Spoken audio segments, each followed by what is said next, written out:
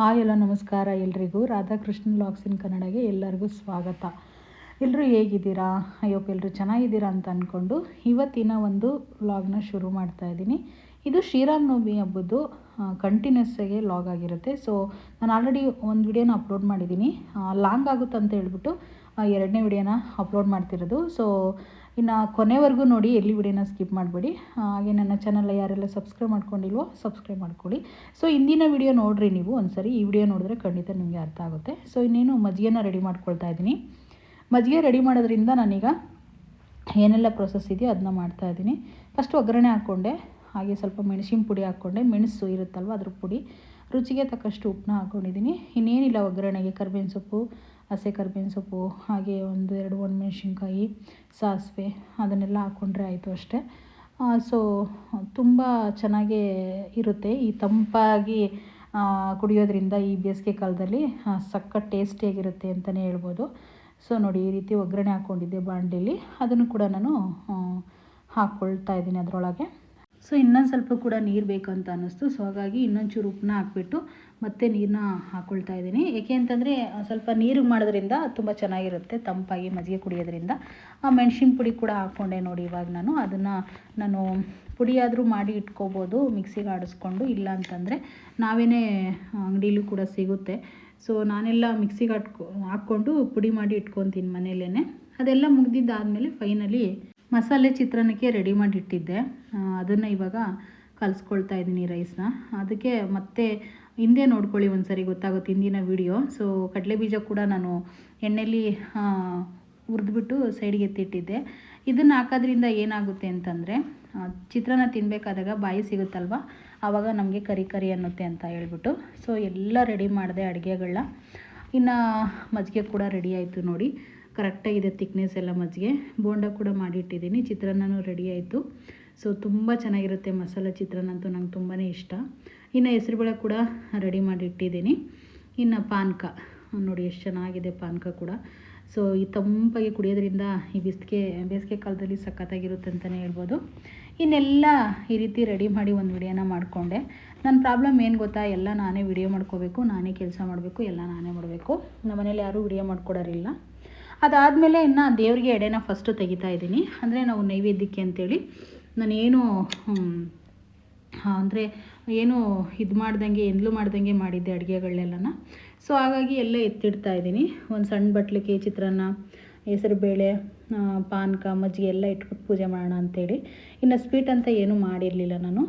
Sweet ಮಾಡೋಕ್ಕೆ ಸುಮ್ಮನೆ ತಿನ್ನೋಕ್ಕಾಗಲ್ಲ ಏನಿಲ್ಲ ಅಂತೇಳ್ಬಿಟ್ಟು ಇವರು ನಮ್ಮ ಮನೆಯವ್ರು ಬರೀ ಚಿತ್ರಾನ್ನ ಕೇಳಿದ್ರಲ್ವ. ಸೊ ಹಾಗಾಗಿ ಇನ್ನು ಇಡ್ಲಿ ಇದೆಲ್ಲ ಅಂತೇಳ್ಬಿಟ್ಟು ಮಾಡಿರುವಂಥದ್ದು. ಅವ್ರಿಗೆ ಇವಾಗ ಬಾಕ್ಸ್ಗೆ ರೆಡಿ ಮಾಡಬೇಕು ನಾನು. ನೋಡಿ, ಈ ರೀತಿ ಒಂದು ತಟ್ಟೆಲಿ ಇಟ್ಬಿಟ್ಟು 2 ಬೋಂಡ ಈ ರೀತಿ ಎಲ್ಲ ರೆಡಿ ಮಾಡಿ ಇಟ್ಟೆ. ದೇವ್ರಿಗೆ ಇಡೋಣ ಅಂತ ಹೇಳ್ಬಿಟ್ಟು. ಇನ್ನು ಫೈನಲಿ ಈಗ ಬಾಕ್ಸ್ನ ಪ್ಯಾಕ್ ಮಾಡ್ತಾಯಿದ್ದೀನಿ. ನಮ್ಮ ಮನೆಯವ್ರಿಗೆ ಕೊಟ್ಬಿಟ್ಟು ಬರಬೇಕು ಬಸ್ ಹತ್ರ ಹೋಗಿ. ಒಂದು ಬಾಕ್ಸಿಗೆ ಚಿತ್ರಾನ್ನ ಹಾಕ್ತೆ, ಇನ್ನೊಂದು ಬಾಕ್ಸ್ಗೆ ಹೆಸರುಬೇಳೆ ಹಾಕ್ಕೊಳ್ತಾ ಇದ್ದೀನಿ. ಇದು 3 ಬಾಕ್ಸಿಂದಾಗಿರುತ್ತೆ, ಎಲ್ಲ ಆರಾಮಾಗಿ ತೊಗೊಂಡು ಹೋಗ್ಬೋದು. ಇನ್ನು ಅದ್ರ ಮೇಲೆ ಇನ್ನೊಂದು ಬಾಕ್ಸಿಗೆ ಒಂದು ಸೈಡ್ಗೆ ಬೋಂಡ ಹಾಕ್ಕೊಳ್ತಾ ಇದ್ದೀನಿ. ಇನ್ನು ಅಷ್ಟೇ ಅಲ್ವಾ ತೊಗೊಂಡೋಗ್ಬೇಕಾಗಿರೋದು. ಮಜ್ಜಿಗೆ ಪಾನಕ ವಾಟರ್ ಕ್ಯಾನಲ್ಲಿ ಹಾಕ್ಕೊಳ್ತೀನಿ. ಸೊ ಅದನ್ನು ಕೂಡ ಎಲ್ಲ ರೆಡಿ ಮಾಡಿಕೊಂಡೆ. ಮಿನಿಮಮ್ ಒಂದು 3 ರಿಂದ 4 ಜನ ತಿನ್ನೋವಷ್ಟು ಬಾಕ್ಸ್ ಪ್ಯಾಕ್ ಮಾಡಿದ್ದೀನಿ. ಅವ್ರು ಕೇಳಿದ್ದು ಬರೀ ಇಬ್ಬರಿಗೇ. ಅಲ್ಲಿ ಯಾರಾದರೂ ಊಟ ಮಾಡಬೇಕಾದಾಗ ಬಂದರೆ ಅಂತ ಹೇಳ್ಬಿಟ್ಟು ಫೈನಲಿ ಒಂದು 4 ಮೆಂಬರ್ಸ್ಗೆ ರೆಡಿ ಮಾಡಿದ್ದೀನಿ. ಇನ್ನು ಬಾಕ್ಸ್ನೆಲ್ಲ ಕ್ಲೋಸ್ ಮಾಡಿ ಇನ್ನು ಸೈಡಿಗೆ ಎತ್ತಿಡ್ತಾ ಇದ್ದೀನಿ. ಅದು ಯಾಕೋ ಸ್ವಲ್ಪ ಟೈಟಾಗಿತ್ತು, ಹೊಸ ಬಾಕ್ಸ್ ಇದು. ಸೊ ಹಾಗಾಗಿ ಇನ್ನೇನೆಲ್ಲ ರೆಡಿ ಮಾಡಿ ಆಯಿತು ಬಾಕ್ಸ್ನ. ಅದಾದಮೇಲೆ ಪೂಜೆ ಮಾಡೋಣ ಅಂಥೇಳಿ ದೇವ್ರ ಮನೆಗೆ ಬಂದೆ.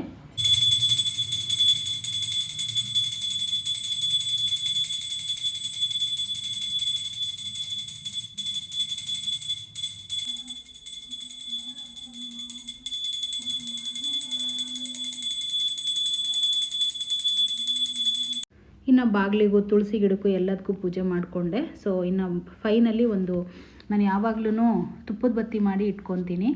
ಅಂದರೆ ತುಪ್ಪದ ಬತ್ತಿ ನೆನೆಸ್ಬಿಟ್ಟು ತಿಂಗಳನ್ಗಟ್ಟಲೆ ಬರುತ್ತೆ ಅಂಥೇಳಿ ಒಂದು ಬಾಕ್ಸಲ್ಲಿ ಹಾಕಿ ಇಟ್ಕೊತೀನಿ. ಅದನ್ನು ನಾನು ಹೂವಿನ ಮೇಲೆ ಇಟ್ಕೊಂಡು ತುಪ್ಪದ ಬತ್ತಿನ ಬೆಳಗ್ತಾ ಇದ್ದೀನಿ. ನಾನು ದೀಪದಲ್ಲೇನು ಇಕ್ಕೋದಿಲ್ಲ, ಇದೇ ರೀತಿಯೇ ನಾನು ಮಾಡೋದು. ಈ ರೀತಿ ಬೆಳಗ್ಕೊಳ್ತೀನಿ ನೋಡಿ. ಈ ಥರ ಸಿಂಪಲ್ಲಾಗೆ ನಮ್ಮ ಮನೇಲಿ ಈ ಸರಿ ಶ್ರೀರಾಮನವಮಿ ಪೂಜೆ ಆಗಿತ್ತು. ಸೊ ನನಗೆ ಯಾರೊಬ್ಬರು ಮೊನ್ನೆಲ್ಲ ಕಮೆಂಟ್ ಹಾಕಿದ್ರ, ಆಡಂಬರದ ಪೂಜೆನೇ ಅಲ್ಲ, ನಾವು ಎಷ್ಟು ಸಿಂಪಲ್ಲಾಗಿ ಮಾಡ್ತೀವೋ ಅಷ್ಟು ಸಿಂಪಲ್ಲಾಗಿ ದೇವರು ಸ್ವೀಕರಿಸ್ತಾನೆ ಅಂತ ಹೇಳ್ಬಿಟ್ಟು. ನೋಡಿ ನನಗೆ ಎಷ್ಟು ಕೈಲಾಗುತ್ತೋ ಅಷ್ಟು ನಾನು ದೇವ್ರ ಸೇವೆ ಮಾಡೋಕ್ಕೆ ರೆಡಿ ಇದ್ದೀನಿ. ಸೊ ಏನು ಗೊತ್ತಾ, ತುಂಬಾ ಇಷ್ಟ ದೇವರಂದರೆ ನನಗೆ. ನಾನು ಆಡಂಬರದ ಪೂಜೆ ಅಂತ ಏನು ಮಾಡಲ್ಲ, ದೇವ್ರಿಗೆ ಹಾಕ್ಬೇಕು ಹೂವು ಅಂತ ಹೇಳ್ಬಿಟ್ಟು ತಂದು ಹಾಕ್ತೀನಿ ಅಷ್ಟೇ. ಇತ್ತೀಚೆಗಂತೂ ಆ ಥರ ಮೆಸೇಜ್ಗಳನ್ನ ಕೇಳಿ ದೇವ್ರಿಗೆ ಹೂವು ಹಾಕೋಕ್ಕೆ ಕೂಡ ನನಗೆ ಭಯ ಆಗುತ್ತೆ. ಏಕೆಂದರೆ ನನಗೆ ಫೇಸ್ಬುಕ್ಕಲ್ಲೆಲ್ಲ ಆ ರೀತಿ ಮೆಸೇಜ್ ಮಾಡಿದರು. ಸೊ ಈ ರೀತಿ ಅಂದ್ಕೊಳ್ತಾರೆ, ಏನು ಮಾಡೋಕ್ಕಾಗಲ್ಲ. ನಾವು ದೇವ್ರ ಸೇವೆ ಮಾಡೋಕ್ಕೆ ಕೂಡ ನಮಗೆ ಸ್ವತಂತ್ರ ಇಲ್ಲ. ಒಂದು ಟೈಮಲ್ಲಿ ನಾವು ತುಂಬ ಮಿಡ್ಲ್ ಕ್ಲಾಸ್ ಫ್ಯಾಮಿಲಿ. ಹೂವು ಅಲ್ಲ, ಒಂದು ಮೊಳ ಹೂವು ತಂದರೆ ಅದನ್ನು ಕಟ್ಟಿಬಿಟ್ಟು ಒಂದು 50 ಗ್ರಾಮ್ ಹೂವು ತಂದರೆ ಅದನ್ನು ಕಟ್ಟಿ ಒಂದು ಮೊಳ ಹೂವು ಮಾಡಿ ಒಂದಿಷ್ಟು ಫೋಟೋದ ಮೇಲೆ ಇಟ್ಬಿಟ್ಟು ಅದನ್ನು ನಾವು ತಲೆಗೆ ಮುಡ್ಕೊತಾ ಇದ್ವಿ. ಸೊ ಸ್ವಲ್ಪನೇ ಆಗಲಿ ಇಟ್ಕೊಂಡು ತಲೆಗೆ ಪೂಜೆ ಮಾಡ್ಕೊಳ್ತಾ ಇದ್ವಿ. ಸೊ ಇವಾಗೇನೋ ದೇವರು ತನ್ನ ಕೊಟ್ಟಿದ್ದಾನಂತೇಳಿ ಸ್ವಲ್ಪ ಹೂವನ್ನ ಹಾಕ್ತಾಯಿದ್ದೀನಿ ಅಷ್ಟೇ. ಸೊ ಇನ್ನೇನು ಬಾಕ್ಸಿಗೆಲ್ಲ ರೆಡಿ ಮಾಡಿಕೊಂಡೆ. ತಟ್ಟೆ ಮರೆತುಬಿಟ್ಟಿದ್ದೆ ನಾನು, 4 ತಟ್ಟೆನ ಇಡ್ತಾಯಿದ್ದೀನಿ ಬ್ಯಾಗಲ್ಲಿ. ಇನ್ನು ನಾನೀಗ ತೊಗೊಂಡು ಹೋಗ್ತಾಯಿದ್ದೀನಿ ನೋಡಿ ಬಸ್ ಸ್ಟ್ಯಾಂಡ್ ಕಡೆಗೆ. ಸೊ ನಾನಂತೂ ಊಟನೇ ಮಾಡಲಿಲ್ಲ. ನಮ್ಮ ಮನೆಗೆ ಅಲ್ಗೂ ಊಟ ಮಾಡಿಕೊಂಡೆ ಬಾ ಪರವಾಗಿಲ್ಲ ಅಂತಂದರು. ಬಸ್ ಮಿಸ್ ಆಗುತ್ತೆ ಅಂತ ಹೇಳ್ಬಿಟ್ಟು ಅವ್ರಿಗೆ ಹೋಗಿ ಕೊಟ್ಬಿಟ್ಟು ವಾಪಸ್ ಬಂದು ನಾನು ದೇವ್ರ ಹತ್ರ ಇಟ್ಟಿದ್ನಲ್ಲ ನೈವೇದ್ಯಕ್ಕೆ, ನಾವು ದೇವ್ರ ಹತ್ರ 15 ನಿಮಿಷ ಇಟ್ಟರೆ ಸಾಕಂತೆ, ಅದ್ರ ಮೇಲೆ ಇಡಬೇಕಾಗಿಲ್ಲಂತೆ. ಸೊ ಅದನ್ನೇ ತೊಗೊಂಡು ನಾನು ಯಾವಾಗಲೂ ತಿಂದುಬಿಡ್ತೀನಿ. ಕೆಲವರು ಹಸು ಕೊಡ್ತಾರೆ, ಕೆಲವರು ಹೊರಗಡೆ ಏನಾದರೂ ಪ್ರಾಣಿ ಪಕ್ಷಿಗಳಿಗೆಲ್ಲ ಕೊಡ್ತಾ ಇರ್ತಾರೆ. ಸೊ ನಾನು ಆ ರೀತಿ ಮಾಡಲ್ಲ. ದೇವ್ರ ಮುಂದೆ ಇಟ್ಟಿರೋದನ್ನ 15 ನಿಮಿಷ 20 ನಿಮಿಷ ಬಿಟ್ಟು ನಾನೇ ಎತ್ಕೊಂಡು ತಿಂತೀನಿ. ಏನೆಲ್ಲ ಇಟ್ಟಿದ್ನೋ ದೇವ್ರ ಮುಂದೆ ಅದನ್ನೆಲ್ಲ ತೊಗೊಂಡು ನಾನೇ ಊಟ ಮಾಡ್ತಾಯಿದ್ದೀನಿ. ಎಲ್ಲ ಅಡುಗೆನೂ ನಿಜವಾಗೂ ಸಕ್ಕತ್ತಾಗಿತ್ತು. ಏನು ಗೊತ್ತಾ, ಒಂದು ಟೇಸ್ಟ್ ಮಾಡಿಲ್ಲ, ಉಪ್ಪು ಹುಳಿ ಆಗೈತೆ ಅಂತಲೂ ನೋಡ್ಕೊಂಡಿಲ್ಲ, ಆ ರೀತಿ ಅಡುಗೆನ ಮಾಡಿದ್ದೆ. ಏನಕ್ಕೂ ನಾವೇನಾದರೂ ಹಾಕ್ಕೋಬೇಕನ್ನಂಗೆ ಇರಲಿಲ್ಲ. ಉಪ್ಪು ಹುಳಿ ಎಲ್ಲ ಕರೆಕ್ಟಾಗಿತ್ತು. ಚಿತ್ರಾನ್ನ ಆಗಿರ್ಬೋದು, ಬೋಂಡ ಆಗಿರ್ಬೋದು, ಪಾನಕ, ಹೆಸರುಬೇಳೆ ಎಲ್ಲ ಟೇಸ್ಟ್ ಮಾಡಿದೆ. ನನ್ನ ಹಣೆ ಬರ ಏನು ಅಂತಂದರೆ, ನಿಮ್ಗೆ ಆಲ್ರೆಡಿ ಹಿಂದಿನ ವ್ಲಾಗಲ್ಲಿ ಹೇಳಿದ್ದೀನಿ, ಒಬ್ಬಳೇ ಊಟ ಮಾಡೋದೇ ಹಬ್ಬ ಹುಣ್ಣಿಮೆ ಅಂತ ಬಂದಾಗ. ಸೊ ನಮ್ಮ ಮನೇಲಿ ಯಾವಾಗಲೂ ಡ್ಯೂಟಿ ಅಂತ ಹೋಗ್ತಲೇ ಇರ್ತಾರೆ, ಏನೂ ಮಾಡೋಕ್ಕಾಗಲ್ಲ. ಈ ರೀತಿ ಒಬ್ಬಳೇ ಊಟ ಮಾಡ್ಕೊತಾ ಇದ್ದೀನಿ ಹಬ್ಬದ ದಿನ ಕೂಡ ನಾನು ಕೂತ್ಕೊಂಡು. ಇನ್ನು ನನ್ನ ಫ್ರೆಂಡ್ ಬರ್ತೀನಿ ಅಂತ ಹೇಳಿದ್ಲು, ಅವಳು ಕೂಡ ಬರಲೇ ಇಲ್ಲ, ಇನ್ನೂ ಕೂಡ ಬರ್ತಾಳೆ ಸಂಜೆ ಅಷ್ಟರಲ್ಲಿ ಅವಳು ಕೂಡ. ಸೊ ಫೈನಲಿ ಎಲ್ಲ ಟೇಸ್ಟ್ ಮಾಡಿಕೊಂಡೆ ಒಂದು ಸರಿ. ಸೊ ತುಂಬ ಬೇಜಾರಾಗುತ್ತೆ ಈ ರೀತಿ ಒಬ್ಬೊಬ್ಬರೇ ಹಬ್ಬ ಮಾಡೋಕ್ಕೆ. ಏನು ಮಾಡೋಕ್ಕಾಗಲ್ಲ, ನಮ್ಮ ಮನೆ ಬರ ಅಂತ ಅಂದ್ಕೊಂಡು ಮಾಡಬೇಕು.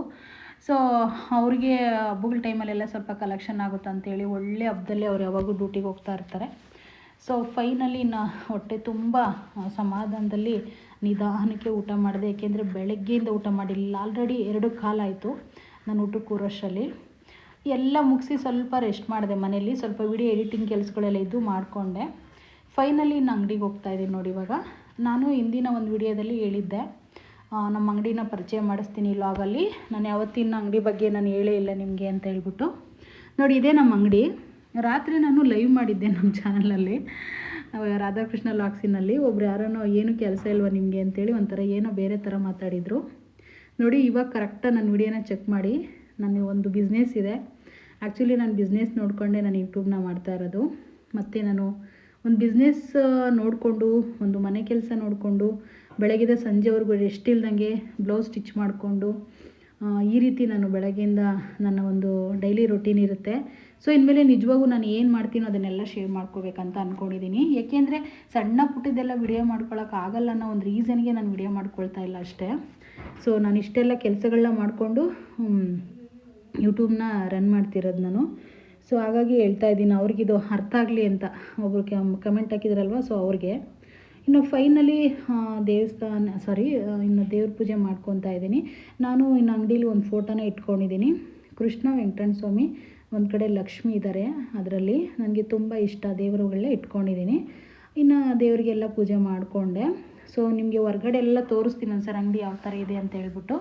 ನಮ್ಮದು ಡಬಲ್ ಡೋರ್ ಶಾಪ್ ಆಗಿರುತ್ತೆ. ಸೊ ತುಂಬ ಚೆನ್ನಾಗಿದೆ, ಅಗಲವಾಗಿ ಶಾಪು ತುಂಬ ದೊಡ್ಡದಾಗೇ ಇದೆ. ಇನ್ನು ಕಡ್ಡಿನೆಲ್ಲ ಹಚ್ಚಿ ಹೊರಗಡೆ ಬಂದು ಬೆಳಗ್ಗೆ ಕಡ್ಡಿನ ಸಿಗಿಸ್ಬಿಟ್ಟು ಮತ್ತೆ ಈಗ ಕರ್ಪೂರನ ಹಚ್ಕೊತಾ ಇದ್ದೀನಿ. ನಾನು ಯಾವಾಗಲೂ ಕೂಡ ಅಷ್ಟೇ, ಕರ್ಪೂರನೂ ಹಚ್ಚಿ ಒಂದು ಬತ್ತಿ ತಂದಿರ್ತೀನಿ ಕರ್ಪೂರದ್ದು, ಸಾಂಬ್ರಾಣಿದು, ಅದನ್ನು ಹಾಕಿ ಅದ್ರ ಮೇಲೆ ಸಾಂಬ್ರಾಣಿ ಕೂಡ ಹಾಕ್ಕೊಳ್ತೀನಿ ನಾನು. ಏಕೆಂದರೆ ಈ ರೀತಿ ಶುಕ್ರವಾರ ಮಂಗಳವಾರ ಮಾಡೋದ್ರಿಂದ ಮನೇಲಿ ಏನೇ ಕೆಟ್ಟದಿದ್ದರೂ ಕೂಡ ಹೋಗುತ್ತಂತೆ. ಸೊ ಹಾಗಾಗಿ ಅಂದರೆ ನೆಗೆಟಿವ್ ಇರೋದನ್ನ ಆಚೆ ಹಾಕುತ್ತೆ ಅಂತ ಹೇಳ್ತಾರೆ ಹಿರಿಯೋರು. ಸೊ ಹಾಗಾಗಿ ನಾವು ಅದನ್ನ ಕಂಟಿನ್ಯೂ ಮಾಡ್ತಾಯಿದ್ದೀವಿ ಅಷ್ಟೇ. ಸೊ ಇನ್ನೇನು ಕರ್ಪೂರನೂ ಬೆಳಗಿದ್ದಾಯಿತು. ನಾನು ಈ ಥರ ಲೈಟಿಂಗ್ಸ್ ಮಾಡಿಸಿದ್ದೀನಿ ಈ ಫೋಟೋಕ್ಕೆ, ತುಂಬ ಲುಕ್ಕಾಗಿ ಕಾಣಿಸ್ತಿದೆ ಈ ಫೋಟೋ ಅಂತೂ. ಸೊ ಅದೆಲ್ಲ ಆದಮೇಲೆ ನೋಡಿ ನಾನು ಕೂಡ ಒಂದು ವಿಡಿಯೋನ ಮಾಡಿಕೊಂಡೆ, ನಮ್ಮ ಶಾಪ್ ನಿಮಗೆ ತೋರಿಸ್ಬೇಕಲ್ವಾ. ಸೊ ಹಾಗಾಗಿ ಈ ರೀತಿ ವಿಡಿಯೋನ ಮಾಡ್ಕೊಂಡು ತೋರಿಸ್ತಾ ಇದ್ದೀನಿ ನೋಡಿ. ಆ ಕಡೆ ಒಂದು ಡಾಲ್ ಇಟ್ಟಿದ್ದೀನಿ, ಸೀರೆ ಹಾಕ್ತೀನಿ ಅದಕ್ಕೆ. ಈ ಕಡೆ ಒಂದು ಡೋರ್, ಆ ಕಡೆ ಒಂದು ಡೋರ್ ಇದೆ. ಸೊ ಒಳಗಡೆನೂ ಹೋಗಿ ನೋಡಿ ನಿಮಗೆ ವಿಡಿಯೋ ಮಾಡಿ ತೋರಿಸ್ತಾ ಇದ್ದೀನಿ. ನಮ್ಮ ಶಾಪಲ್ಲಿ ಪ್ರತಿಯೊಂದು ಲೇಡೀಸ್ ಐಟಮ್ಸ್ ಸಿಗುತ್ತೆ. ಸೊ ನಮ್ಮದು ಇನ್ಸ್ಟಾಗ್ರಾಮ್ ಪೇಜ್ ಕೂಡ ಇದೆ, ವೈಭವಿ ಟ್ರೆಂಡ್ಸ್ ಅಂತಲೇ ನಮ್ಮ ಶಾಪ್ ನೇಮ್ ನೋಡಿ, ವೈಭವಿ ಟ್ರೆಂಡ್ಸ್ ಅಂತ. ಮೈಸೂರು ಸಿಲ್ಕ್ ಸೀರೆಗಳು, ಡಿಸೈನ್ ಬ್ಲೌಸು, ಡಿಸೈನರ್ ಸ್ಯಾರೀಸು, ಈ ರೀತಿ ಎಲ್ಲ ಸಿಗುತ್ತೆ. ಇನ್ನು ಮೇಲೆ 2 ದೊಡ್ಡ ಬೋರ್ಡ್ ಹಾಕ್ಸಿದ್ದೀನಿ, ಅದು ನಾನು ವಿಡಿಯೋ ಮಾಡ್ಕೊಂಡಿಲ್ಲ ಅಷ್ಟೇ. ಸೊ ಈ ರೀತಿ ಸೀರೆಗಳು ಕಲೆಕ್ಷನ್ ಇದೆ ಅಂತೇಳಿ ಸ್ವಲ್ಪ ಸೀರೆಗಳನ್ನ ಹಾಕ್ಕೊಂಡಿದ್ದೀನಿ. ಆ ರೀತಿ ಮೇಲೆ ಕೂಡ ಒಂದು ಒಡಿಸಿದ್ದೆ, ಅದು ಬಿದ್ದೋಗ್ಬಿಡ್ತು ಕೆಳಗಡೆ ಮೊನ್ನೆ ಒಂದು ಸರಿ ಭಾರ ಆಗಿಬಿಟ್ಟು. ಇನ್ನು ಇಲ್ಲಿ ಕೂಡ ಒಂದು ಡ್ರೈ ಫ್ರೂಟ್ ಇಟ್ಕೊಂಡಿದ್ದೀನಿ ವಿಡಿಯೋ ಮಾಡೋಕ್ಕೆ. ನೋಡಿ ಏನೆಲ್ಲ ಸಿಗುತ್ತೆ ಅಂತ ನಿಮಗೆ ತೋರಿಸ್ತಾ ಇದ್ದೀನಿ.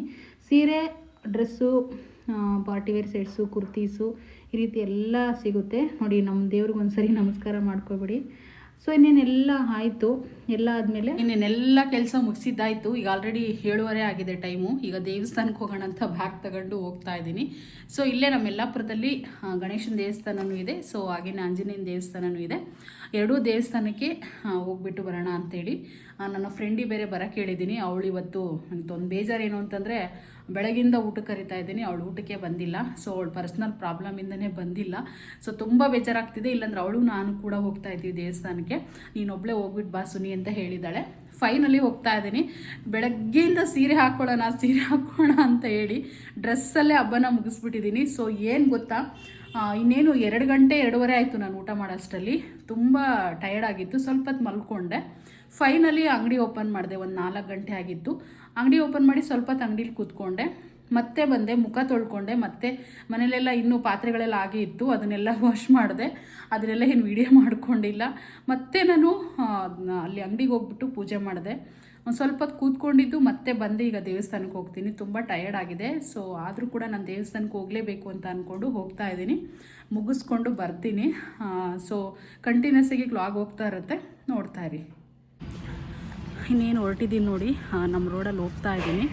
ಕತ್ಲು ಕಾಣಿಸ್ತಾ ಇಲ್ಲ, ಲೈಟ್ಗಳಿಲ್ಲ ಅಂತ ಅನಿಸುತ್ತೆ ಮೇನ್ ರೋಡಲ್ಲಿ. ಸೊ ಹೋಗಿ ದೇವಸ್ಥಾನದೆಲ್ಲ ಒಂದು ವಿಡಿಯೋನ ಮಾಡಿಕೊಂಡು ಎಲ್ಲ ತೋರಿಸ್ತೀನಿ ನಿಮಗೆ. ಸೊ ಇನ್ನೇನು ನಾನು ಒಬ್ಬಳೇ ದೇವಸ್ಥಾನಕ್ಕೆ ಹೊರಟೆ. ನೋಡಿ ಇಲ್ಲಿಂದ ವಿಡಿಯೋನ ಸ್ಟಾರ್ಟ್ ಮಾಡ್ಕೊಂಡಿದ್ದೀನಿ. ಇದು ಗಣೇಶನ ದೇವಸ್ಥಾನ, ನಾನು ಮೊದಲು ಹೋಗ್ತಿರುವಂಥದ್ದು. ಏಕೆಂದರೆ ಹೋಗೋ ರೋಡಲ್ಲೇ ಗಣೇಶನ ದೇವಸ್ಥಾನ ಇದೆ. ನಾವು ಯಾವಾಗಲೂ ಗಣೇಶನ ದೇವಸ್ಥಾನಕ್ಕೆ ಹೋದರೆ ನಮ್ದು ಏನೇ ಕಷ್ಟ ಇದ್ದರೂ ವಿಘ್ನ ಇದ್ದರೂ ಕಳೆಯುತ್ತೆ ಅಂತ ಹೇಳ್ತಾರೆ. ಸೊ ಹಾಗಾಗಿ ನಾನು ಏನು ಹೂ, ಕಾಯಿ, ಹಣ್ಣು ಏನೂ ತೊಗೊಂಡಿರಲಿಲ್ಲ. ಆ್ಯಕ್ಚುಲಿ ಸುಮ್ಮನೆ ಹಂಗೆ ಹೋಗಿದ್ದೆ ಅಷ್ಟೇ. ನೋಡಿ ದೇವ್ರನ್ನ ಹಂಗೆ ದರ್ಶನ ಮಾಡ್ಕೊಬಿಡಿ ಗಣೇಶನ ದೇವಸ್ಥಾನನ. ನಾನು ಕೂಡ ಇನ್ನೇನು ಎಲ್ಲ ಕೈ ಮುಗಿದು ತೀರ್ಥನೆಲ್ಲ ತೊಗೊಂಡು ಆಶೀರ್ವಾದ ಮಾಡಿಸ್ಕೊಂಡು ಐನರ ಹತ್ರ. ಸೊ ಒಂದು ವಿಡಿಯೋನ ಮಾಡಿಕೊಂಡೆ. ಆ ಲೈಟ್ ಬಂದ್ಬಿಟ್ಟು ಆ ರೀತಿ ಲೈಟ್ ಹಾಕಿದ್ರು ದೇವಸ್ಥಾನದಲ್ಲಿ, ಅದಕ್ಕೆ ಆ ರೀತಿ ಕಲರ್ ಬಂತು. ಅದೆಲ್ಲ ಮುಗ್ದಾದ್ಮೇಲೆ ಒಂದು 5 ನಿಮಿಷ ಕೂತ್ಕೊಂಡು ದೇವ್ರ ಹತ್ರ ಏನು ಬೇಡ್ಕೋಬೇಕು ಅದನ್ನು ಬೇಡ್ಕೊಂಡು ಫೈನಲಿ ಹೊರಗಡೆ ಬರ್ತಾಯಿದ್ದೀನಿ. ಏನೂ ಜನ ಇರಲಿಲ್ಲ, ಅಷ್ಟೊಂದು ಜನ ಏನು. ಸೊ ಇನ್ನೇನು ಫೈನಲಿ ಮತ್ತೆ ಆಂಜನೇಯನ ದೇವಸ್ಥಾನಕ್ಕೆ ಬರ್ತಾಯಿದ್ದೀನಿ. ಇದೇ ರೋಡಲ್ಲಿ ಆಂಜನೇಯನ ದೇವಸ್ಥಾನ ಇರೋದು. ಸೊ ನಮಗಂತೂ ಬಾಡಿಗೆ ಮನೆಗೂ ಈ ದೇವಸ್ಥಾನಕ್ಕೂ, ನಾವಿರೋ ಬಾಡಿಗೆ ಮನೆಗೂ ದೇವಸ್ಥಾನಕ್ಕೆ ಮಿನಿಮಮ್ ಒಂದು ಸ್ವಲ್ಪ ದೂರ ಆಗುತ್ತೆ. ಸೊ ಈ ರೋಡ್ ನಮ್ಗೆ ಇನ್ಮೇಲೆ ಅಭ್ಯಾಸ ಮಾಡಿಕೊಳ್ಳೇಬೇಕು. ಏಕೆಂದರೆ ನಾವು ಇದೇ ರೋಡಲ್ಲೇ ಮುಂದೆ ಮನೆ ಕಟ್ಟಿಸ್ಬೇಕಂತ ಇರೋದು. ಸೊ ಇದೇ ರೋಡಲ್ಲೇ ನಾವು ಮುಂದೆ ಸೈಡ್ ತೊಗೊಂಡಿದ್ದೀವಿ. ಸೊ ಹಾಗಾಗಿ ಇನ್ನು ಇದೇ ರೋಡೇ ನಮಗೆ ಅಭ್ಯಾಸ ಆಗಿಬಿಡುತ್ತೆ. ಫೈನಲಿ ನೋಡಿ ದೇವಸ್ಥಾನನ ಒಂದು ವಿಡಿಯೋ ಮಾಡ್ಕೊಂಡಿದ್ದೀನಿ. ಇದು ಆಂಜನೇಯನ ದೇವಸ್ಥಾನ ಆಗಿರುತ್ತೆ. ಸೊ ನಾವು ಇಲ್ಲಿಂದ ಒಂದು 2 ಕಿಲೋಮೀಟ್ರ್ ಹೋಗಬೇಕಾಗುತ್ತೆ ನಾವು ಸೈಡ್ ತೊಗೊಂಡಿರೋದಕ್ಕೆ. ಇನ್ನು ನಾವು ಅಲ್ಲಿ ಮನೆ ಕೂಡ ಕಟ್ಟಿಸ್ಬೇಕಂತ ಪ್ಲಾನಿಂಗ್ ಇದೆ. ಸೊ ಫೈನಲಿ ನೋಡಿ ಈಗ ಒಳಗಡೆ ಹೋಗ್ತಾ ಇದ್ದೀನಿ. ತುಂಬ ಚೆನ್ನಾಗಿ ಬೆಳಕಿತ್ತು ಒಳಗಡೆ. ಎಲ್ಲರೂ ಕೂಡ ಸುತ್ತು ಪ್ರದಕ್ಷಿಣೆ ಆಗ್ತಾಯಿದ್ರು. ಸ್ವಲ್ಪ ಜನ ಇದ್ದರು ಅಷ್ಟೇನು, ಅಷ್ಟೊಂದು ಜನ ಇರಲಿಲ್ಲ. ನಾನಿನ್ನು ಒಳಗಡೆ ನೋಡಿ ಎಂಟ್ರಿ ಆಗ್ತಾಯಿದ್ದೀನಿ. ಸೊ ಆಂಜನೇಯ ಅಂದರೆ ತುಂಬಾ ಇಷ್ಟ ನನಗೆ. ನನ್ನ ಮದುವೆಗಿಂತ ಮುಂಚೆ ಅಂತೂ ಒಂದು ಶನಿವಾರನೂ ಮಿಸ್ ಮಾಡ್ತಿರ್ಲಿಲ್ಲ. ನಾನು ಅಷ್ಟು ದೇವಸ್ಥಾನಕ್ಕೆ ಹೋಗ್ತಿದ್ದೆ, ಆಂಜನೇಯನ ದೇವಸ್ಥಾನಕ್ಕೆ. ಎಲ್ಲರೂ ನನಗೆ ಏನಂತ ಅನ್ನೋರು ಗೊತ್ತಾ, ನೀನು ಎಲ್ಲಿ ಬ್ರಹ್ಮಚಾರಿ ಆಗಿಬಿಡ್ತೀವಿ, ಬರೀ ಆಂಜನೇಯ ಅಂತಿರ್ತೀಯ ಯಾವಾಗಲೂ ಅಂತ ಹೇಳೋರು ನನ್ನ ಫ್ರೆಂಡ್ಸ್ ಎಲ್ಲ. ಏನೂ ಆಗಲಿಲ್ಲ, ಸಂಸಾರಸ್ಥಿನೇ ಆದೆ. ಫೈನಲ್ ಈ ಕಡೆ ಕೂಡ ಆಂಜನೇಯಂದು ಇಟ್ಬಿಟ್ಟು ಒಂದು ಎಲೆ ಪೂಜೆನ ಏನೋ ಕಟ್ಸಿದ್ರು, ಅದನ್ನೊಂದು ಶೂಟ್ ಮಾಡಿಕೊಂಡೆ ನಾನು. ಈ ರೀತಿ ಇದೆ ನೋಡಿ. ಮತ್ತು ರಾಮನ ಫೋಟೋ ಕೂಡ ಇದೆ ಈ ಕಡೆ. ಸೊ ನಾನು ಒಂದು ಶೂಟ್ ಮಾಡಿಕೊಂಡೆ. ಹೇಳಿದ್ನಲ್ವ, ನಾನು ಎಲ್ಲೇ ಹೋದರೂ ನಾನೇ ಶೂಟ್ ಮಾಡ್ಕೋಬೇಕು, ನಾನೇ ಎಲ್ಲ ತೋರಿಸ್ಬೇಕು ಅಂತ ಹೇಳ್ಬಿಟ್ಟು. ಮತ್ತು ಆಂಜನೇಯನ ದೇವ್ರಿಗೂ ಒಂದು ಸರಿ ನಮಸ್ಕಾರ ಮಾಡ್ಕೊಬಿಡಿ. ಫೈನಲಿ ಈ ರೀತಿ ಇದೆ, ತುಂಬ ಚೆನ್ನಾಗೇ ಇದೆ. ಇಲ್ಲಿ ತುಂಬ ಇಷ್ಟ ಆಗುತ್ತೆ ನೋಡೋಕ್ಕೆಲ್ಲ. ಸೊ ಇನ್ನೇನೆಲ್ಲ ದರ್ಶನ ಮಾಡಿಕೊಂಡು ಇಲ್ಲಿ ಕೂಡ ನಾನು ಒಂದು ವಿಡಿಯೋನ ಮಾಡ್ಕೊಂಡಿದ್ದಾದಮೇಲೆ ಈ ರೀತಿ ಇದೆ ನೋಡಿ ದೇವಸ್ಥಾನ. ತುಂಬ ಚೆನ್ನಾಗಿತ್ತು. ಸೊ ಇನ್ನೇನು ಒಂದು ಸರಿ ಮತ್ತೆ ಪೂಜೆ ಮಾಡ್ತಿದ್ದಾರೆ. ನಾನು ವಿಡಿಯೋ ಎಲ್ಲ ಮಾಡ್ಕೊಂಡು ಆದಮೇಲೆ ಆಶೀರ್ವಾದ ತೊಗೊಂಡೆ. ಅದನ್ನು ನನಗೆ ಯಾರು ವಿಡಿಯೋ ಮಾಡೋರಿಲ್ವಲ್ಲ, ಸೊ ಹಾಗೆ ನಿಮಗೆ ಗೊತ್ತಾಗ್ತಿಲ್ಲ ಅಷ್ಟೇ. ಸೊ ನೋಡಿ ಈಗ ನಾನು ಬಟ್ಟನ್ನ ಇಸ್ಕೊಂಡ್ಬಿಟ್ಟು ಅಂದರೆ ಇಟ್ಕೊಳ್ತಾ ಇದ್ದೀನಿ. ಈ ರೀತಿ. ಸೊ ಇನ್ನೇನು ಇಲ್ಲಿ ಬಂದು ಹೊರಗಡೆ ತುಂಬ ಚೆನ್ನಾಗಿತ್ತು, ಎಲ್ಲ ಮಕ್ಕಳು ಆಟ ಆಡ್ಕೊತಾ ಇದ್ರು. ಅಲ್ಲಿ ಒಂದು ವಿಡಿಯೋನ ಮಾಡಿಕೊಂಡೆ ಹೊರಗಡೆ ಕೂತ್ಕೊಂಡು. ಮಿನ್ನು ಸೇರಿಸಿ ಒಂದು ಮಾಡ್ತೀನಿ ನಾನು. ಚೆನ್ನಾಗಿ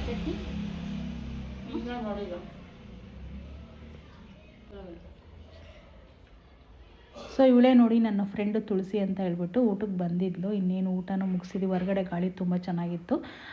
ತುಳಸಿ ಮಗ ಅವನು, ಸೊ ಅವನು ಕೂಡ ಒಂದು ವಿಡಿಯೋನ ಮಾಡಿಕೊಟ್ಟ ನಮಗೆ.